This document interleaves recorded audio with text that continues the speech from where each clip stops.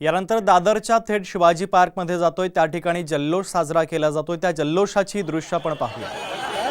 तरी दृश्य आपण पाहतोय शिवाजी पार्कमध्ये प्रभू श्रीरामांची प्रतिकृती ही साकारण्यात आलेली आहे। एलईडीच्या माध्यमातून ही प्रतिकृती साकारण्यात आल्याचं पाहायला मिळतंय। ही मनमोहक आणि आकर्षित करणारी दृश्य आपण पाहतोय। मोठ्या संख्येने या ठिकाणी रामभक्त जमल्याचं पाहायला मिळतंय। संपूर्ण परिसर सध्या उजळून निघाल्याचं देखील पाहायला मिळतंय। राम मंदिराचा मोठा सोहळा उद्या पार पडणार आहे आणि त्याच पार्श्वभूमीवर दादरच्या शिवाजी पार्क परिसरामध्ये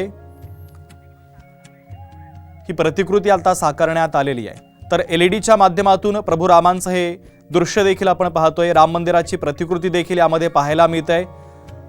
संपूर्ण परिसरामध्ये विद्युत रोषणाई देखील करण्यात आलेली आहे आणि हे मनमोहक दृश्य आपल्या मोबाईलच्या कॅमेऱ्यात कैद करताना हे सगळे रामभक्त आपल्याला दिसतात। तर दादरच्या शिवाजी पार्क परिसरातली ही थेट दृश्य आपण पाहतोय।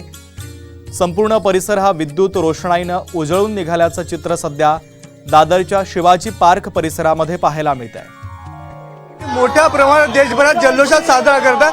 आता मी इथे शिवाजी पार्क मध्ये आता बघू शकतो की मोठ्या संख्येने इथे नागरिक जमा झालेले आहेत आणि शिवाजी पार्क जवळचे जेवढेही मंदिर आहेत त्यांना लाइटिंगने सजवण्यात आलेलं आहे आणि मोठ्या संख्येने जे दादरकर आहेत, मुंबईकर आहेत, मोठ्या संख्येने शिवाजी पार्क मध्ये जमा व्हायला सुरुवात झालेली आहे। बघू शकतो 30 फुटाची अशी श्री रामाची मूर्ती स्थापन करण्यात आलेली आहे। लाइटिंगच्या माध्यमातून ही मूर्ती लोकांना आकर्षित करत आहे। मोठ्या संख्येने बघू शकतो दादरच्या दोन्ही भागानं म्हणजे या साईडनं दुसऱ्या साईडनं सुद्धा नागरिकांना गर्दी केली आहे। पोलीस प्रशासन सुद्धा इथे उपस्थित आहे आणि जय श्री रामाच्या घोषणा देत मोठ्या संख्येने नागरिक जमा झालेले आहेत। आज रविवार असल्यामुळे दादरकरांसाठी पर्वणीच म्हणावं लागेल। मोठ्या संख्येने दादरकर आणि आजूबाजूच्या परिसरात नागरिक सुद्धा जमा झाले आहेत।